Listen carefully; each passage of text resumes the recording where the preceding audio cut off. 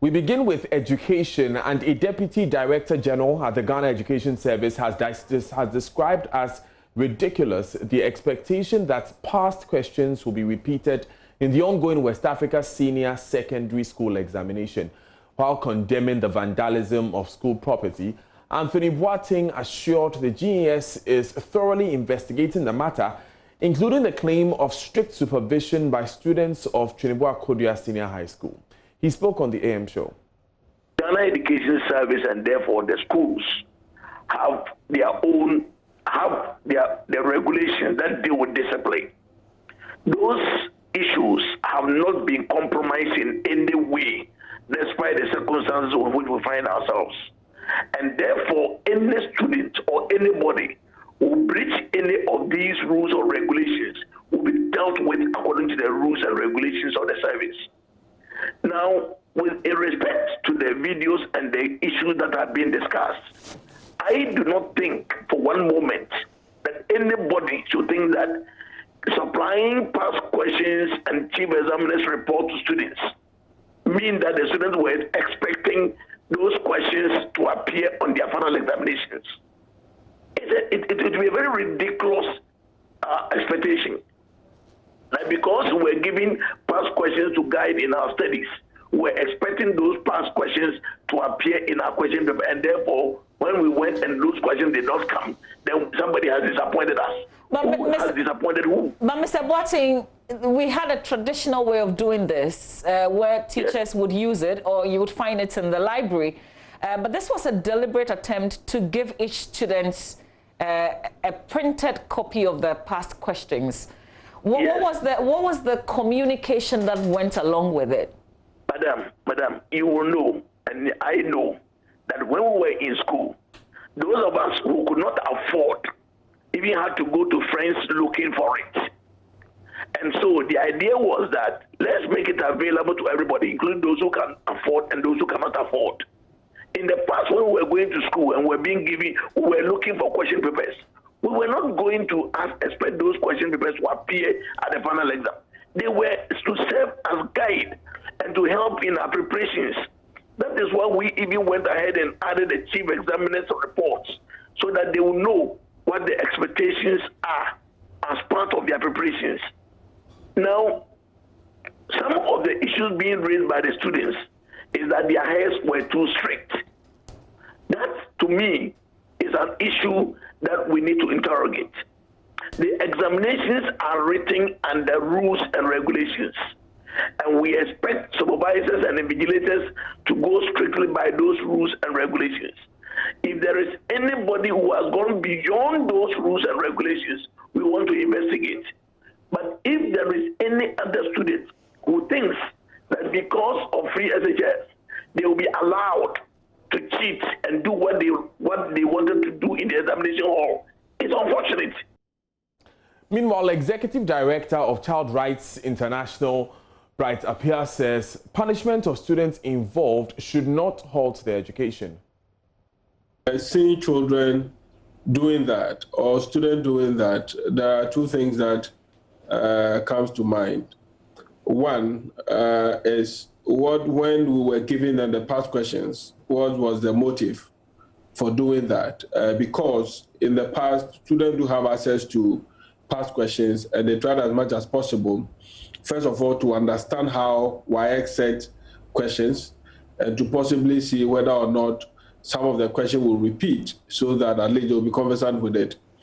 But in this time, government has never bought past questions for students directly. Instances where they will buy it and put it at the library so children would have access to it and read. But this time we had experience where we bought it directly for them. And for students, if you do that, there are two ways that you can express your concern to them. Either you express it like you make it known to them, but also you can also make your intention known to them by implied conditions and all that. So clearly, I felt that the decision of government to buy past questions for them is a good one, but I feel that the communication didn't go well. So they feel that, well, because we are the first batch that are going to write the first batch that are going to write the exams in terms of the free senior high school. Therefore, there will be some kind of leverage for us because a sister wants to prove that what I have done is okay, more students will pass. So there's all kinds of expectations that we didn't manage properly. For that matter, students felt disappointed because they feel that if you have given them past questions for them to solve, then there's a clear indication that you're going to send a question from there, which we not solely blame the authorities for it or the student, but it is all about how we manage some of these things and how we transit policy from political decks. Now, for the Ghana National Association of Teachers, ensuring discipline in schools and improving students' output should also be considered across board. Thomas Musa is the General Secretary. I want us to tread cautiously at this point because whenever there is an issue like this, there is every temptation to apportion blame. For some people, they may want to blame teachers. For some, we want to blame parents. Some will want to blame the students themselves. Some will even want to blame the Ghana Education Service. And I think that it is too early in the day to start asking as to what went wrong and what didn't go wrong. If you study the video footage carefully, you will realize that there was an issue of past questions, and past questions is not today. I mean, it is a common knowledge that anytime a student is going to write his or her exam, you certainly need to make reference to the past to give you a fair idea of what you should expect. So for them making reference to the past questions, I think there is nothing wrong with it. I mean, it is something now we all went through it. But as to whether there was a promise that what they are learning is what will come, it is another issue that must be investigated, because that there is no established fact that somebody told the students that these were the questions that are coming. There is nothing like that. The second thing is, if you listen to the one of the comment made by the students that somebody collected money from them or something like that, that is also a subject of investigation which the Ghana Education Service will have to look into. And having said all those things, I think that WAEC must be commended, and all the people who assisted WAEC in conducting the exam must be commended, because, you see, if we do not take care by yielding to some of these things, we will end up producing students who will one day become our teachers, will become medical doctors, will become lawyers. And in producing our human resource, we must let them go through the required training to acquire the skills, not necessarily the certificate, but the ability to deliver on their mandate. That should be our focus. Now, in the Bono East region, JoyNews' checks revealed that some students of the Ekumfia Mayao Senior High School threatened to protest against an external invigilator whose presence at the examination center was intimidating, according to them. They claimed, apart from harassment by that invigilator during the first paper, he prevents them from using the washroom. It's the 5 senior high schools in my district as they write for their exit examination. In fact, students will usually need motivation from us, especially those of us in authority, to making sure that the sound mind they are required will be stabilized for this examination. But before then, the district had also received a lot of complaints that there has been harassment from the external invigilators. In fact, certain names had been mentioned as to how they are being harassed, and for that matter have affected their state of mind in writing the examination. And as representative of the President and Chief Executive of the district, it's equally imperative for me to move down to the campuses where these harassments are taking place and to ascertain it for myself. Indeed, the staff have shared with me, and I have indicated that nobody under no circumstance has the power or has been given the mandate to subject these students to any form of treatment that will thwart their effort of coming out with successful grades. And so everything is in order now. We make sure these students will have their peace of mind and write very well. Now, with about 85,000 businesses in Ghana still closed due to the coronavirus pandemic, the Ghana Statistical Service says more than 500,000 workers have either lost their source of income or have at least received a pay cut. One of the affected workers, a pupil teacher in a private school, has been at home for 5 months without pay. Mame, not her real name, tells JoyNews she's had to resort to teaching one of her pupils at home for a quarter of what she used to receive. Manuel Kranting has the rest of the story. With all its impact on businesses and the economy, employees are not left out. I'm here to see Mame. Mame is a trained teacher with a certificate in education. She was employed before COVID in a private junior high school.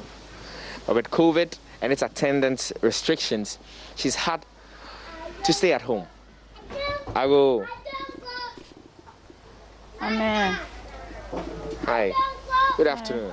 Afternoon. Right. So how's it going? We are managing. You're managing. Yeah. How long have you been home? I've been home for like 5 months. 5 months. Yeah. Wow.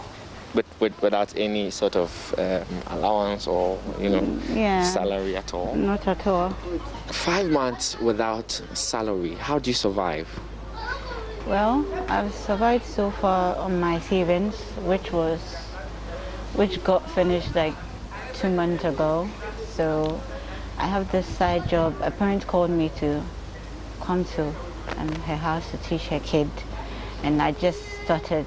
So yeah. So you teach a kid at home? A kid at home, yeah. What does it match up with Not at all. what you used to? Nowhere near. It's like 1 out of 4. 1 out of 4, like a quarter. Yes. Wow. Interesting. Before COVID-19 came and you had to come home, what were you doing? I was teaching, and I had these extra classes with the students also in the school. So yeah. You're teaching what, the private school? A private school. We know that final year students have gone back to school. Yes. Yeah. What, you're not part of the teachers taking them? No, I teach basically primary 3. So Okay. I'm not in the teachers department. So you survive on your savings, and the savings are depleted 2 months now.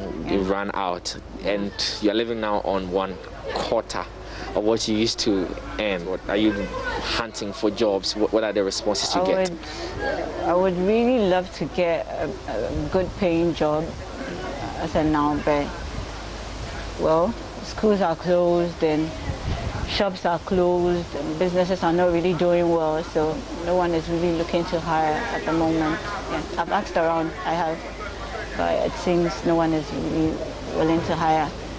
You've been essentially cut out of employment. Yeah. Tell me the sort of responsibilities that are on you at home. You have siblings, you have what? Yes, Tell me I about do. that. I have a brother, a little brother, and well, mommy was selling in the market, but for I think close to 6 months, she's been ill. Her leg has been swollen, seriously swollen, and we had to buy drugs for her every week, which when I look at it, I think it's God that has helped us up until now. Yeah, and so, well, she recently, that was last week, she started going back to the market, so I help out with foodstuffs and my little brother's affairs. When I look at everything, I think it's God that has held us up, yeah. And I've had a few people who help out from time to time, yes. My pastor from church. It's bad. Teacher, it's bad. Yeah. You have a certificate in education. Yeah. Schools are closed. Do you expect them to get opened anytime soon? Well, we are hoping so. We're hoping so, because it's really affecting us teachers, that is in the private sector, because we have no source of income. We are home and we are not being paid. Well, they've not told me I've lost my job or anything. I remember once the headmaster called and he checked on me. He was like, well, he's trying his best to get us some money. So that was like 4 months ago. I see. Yes. And up until now, I've not heard anything actually. But We are still hoping. I would love to get another job, a better paying job. Right now that I could earn a salary so I could support my family and myself.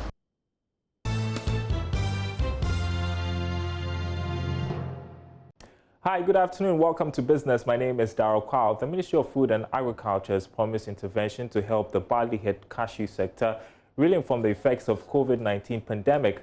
Farmers are lamenting they have lost huge sums of money after being forced to sell raw cashew nuts at 1/4 the original price. Director of Crop Services at the Ministry of Food and Agriculture, Seth Osei-Akoto, noted the sector is largely managed by the private sector and the establishment of a tree development authority will help regulate it. Prior to the passing of this tree crop development authority, the whole cashew subsector is in the hands of the private sector. Two, there hasn't been any concerted effort to regulate the subsector. So doing, we have other people coming in to buy the raw nuts and export it. People coming from Vietnam, India, Brazil, and China coming in to buy and export it. But you have realized that there's a need to deregulate and develop the sector. And that is why Tree Crop Development Authority has been passed at 1010, and this was done in December 2019. With the hope that with this, it will be able to support all the actors along the cashew value chain in Ghana. Now, tax expert with auditing firm KPMG, Kofi Frimpong-Corey, is urging micro-businesses to develop interest in filing their annual tax returns as a sure way of benefiting from government incentives. According to him, filing annual returns does not imply paying money to the Ghana Revenue Authority. He spoke on the masterclass on Joy FM. You may, when you are filling the form, so it's a form that you fill to show all the revenues, all the expenses that you have deducted to arrive at the chargeable income, and you file that one. If at the point where you are filing, there is no tax to be paid, you don't pay any tax. I think people also should be clear in their minds that the mere fact of filing your returns does not mean that you are going to pay tax.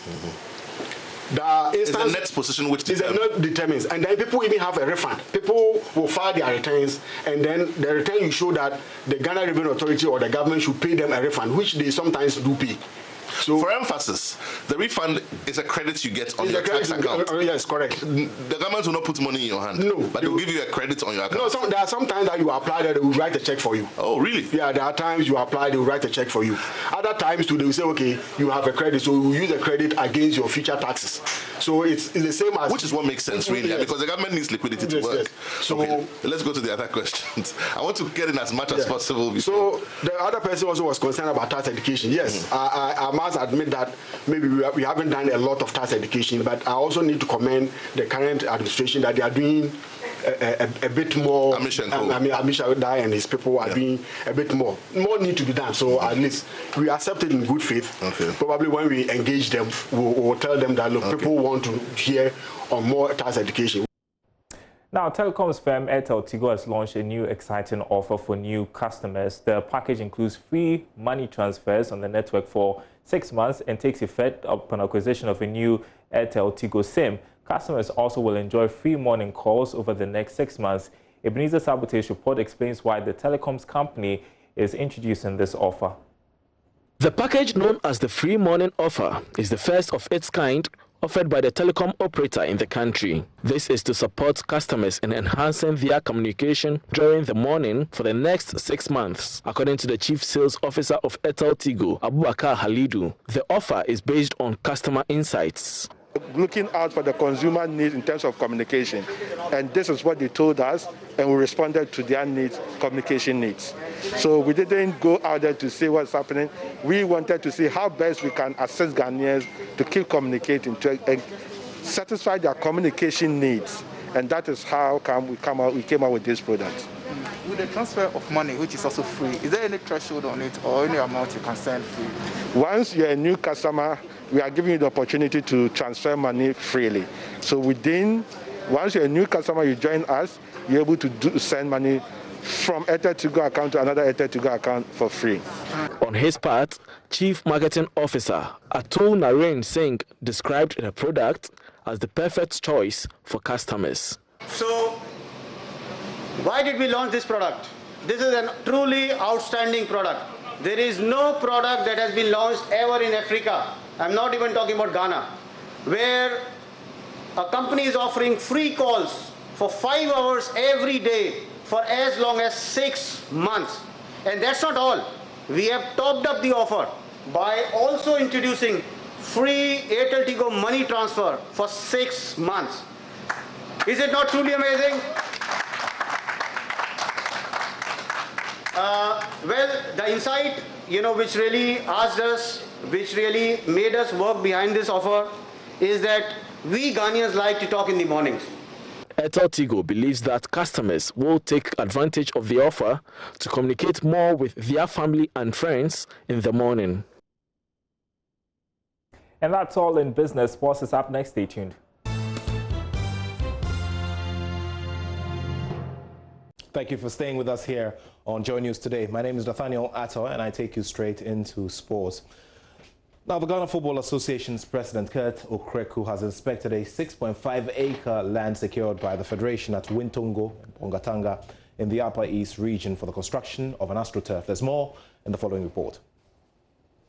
The land, which was donated by Ababu Afelebek, headmaster of Bongatanga Senior High School, has been duly registered in the name of the Ghana Football Association. The GFA, with the help of the Upper East Regional Football Association, the chiefs, elders and the community, on Wednesday, August 5, unveiled the signpost for the project at a brief ceremony. This follows the decision of the Executive Council to use part of the project funds from the FIFA Forward 10 program for the construction of 2 AstroTurfs, one at Prampram and the other at Bongatanga. According to President of the Ghana Football Association, Kurt Okreku, the construction of the AstroTurf will come as a relief to the people of Bongatanga, who have been without quality playing field for years. We would want to keep the faith that he has in us by ensuring that whatever we have promised to do with the land is delivered and delivered very soon. We have said already that the FIFA-sized football pitch will be constructed this year. We would also provide floodlights so that our brothers and sisters can have 24-hour user-friendly facility.